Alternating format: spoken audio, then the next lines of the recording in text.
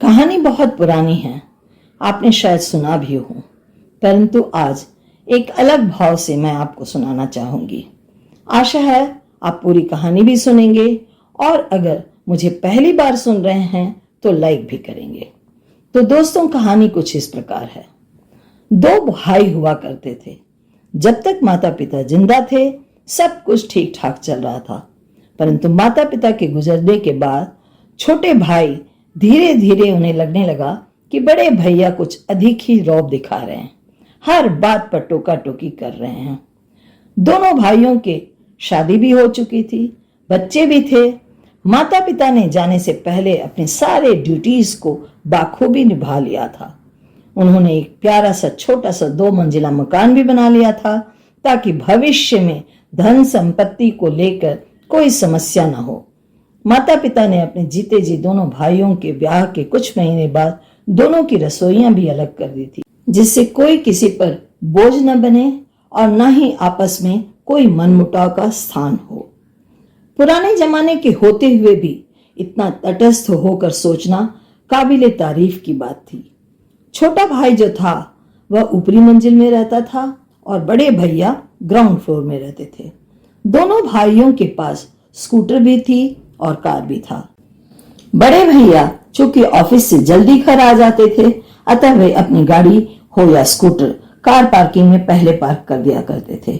छोटे भाई को अपनी दफ्तर से आते हुए देर हो जाती थी, अतः वे गाड़ी को बड़े भैया की गाड़ी के पीछे पार्क करते थे। अधिकतर होता यह था कि बड़े भैया को दफ्तर थोड़ा जल्दी भी जाना पड़ता और नीचे से आवाज लगाते, कभी कभी किसी से कहलवा भेजते कि भैया तुम अपनी गाड़ी हटाओ तो मैं अपनी गाड़ी निकाल लूं।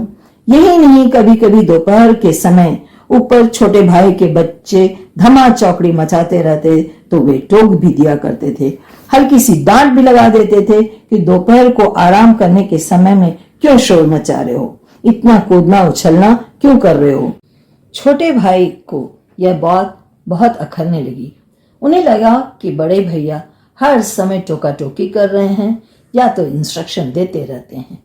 कोई भी बात जब अंदर ही अंदर जड़ बनने लगती है तो धीरे धीरे वह रिश्तों में भी असर दिखाने लगती है।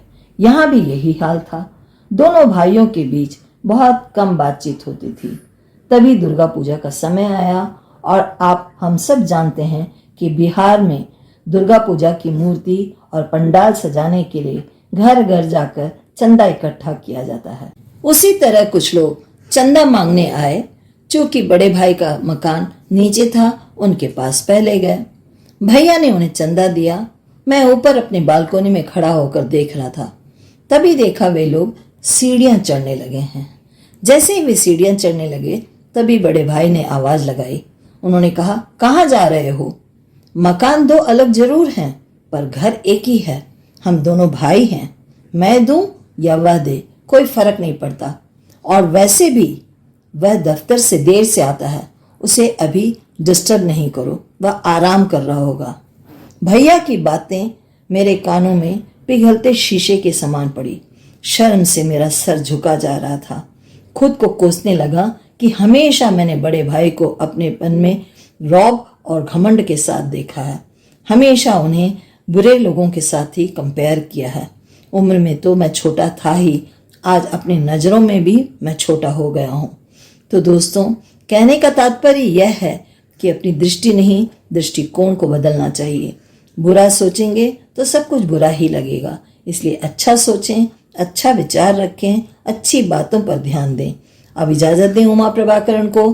फिर आपसे मिलूंगी इसी तरह वॉइस फ्रॉम हार्ट में एक अच्छी सी छोटी कहानी के साथ। तब तक के लिए बाय बाय।